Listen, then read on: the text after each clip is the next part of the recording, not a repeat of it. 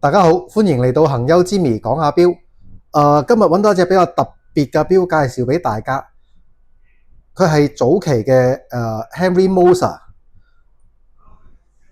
咁佢咧係採用1910年嘅古董 Henry Moser 嘅代錶機芯改裝而成嘅。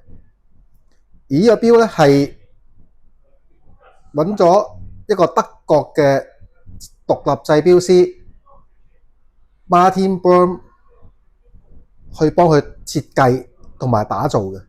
而個錶咧係選用18K 玫瑰金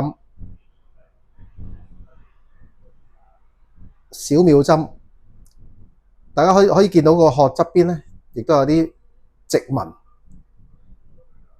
個設計係類似寶璣，咁佢亦都用咗寶璣嘅藍鋼針。咁個錶面中間同埋個小秒針中間咧，都係有好細緻嘅放射紋。呢隻錶咧係全球生產得80隻嘅啫，係一個早期嘅 Henry Moser 嘅款式。上鏈機芯，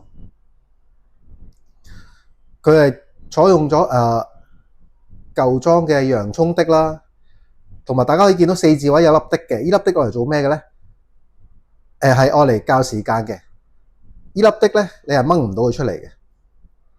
你校時間咧，只需要撳住呢粒的，跟住去扭，咁就可以校到時間噶啦。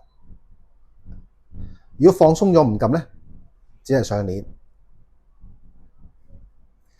而大家亦都可以知道，依家 H Moser 一隻金錶個定價都起碼要20-30萬噶啦。而呢隻錶咧個機芯已經係超過100年歷史噶啦，極具有呢個收藏嘅價值。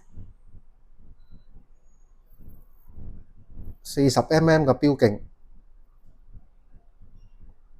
帶出嚟亦都有古典嘅味道。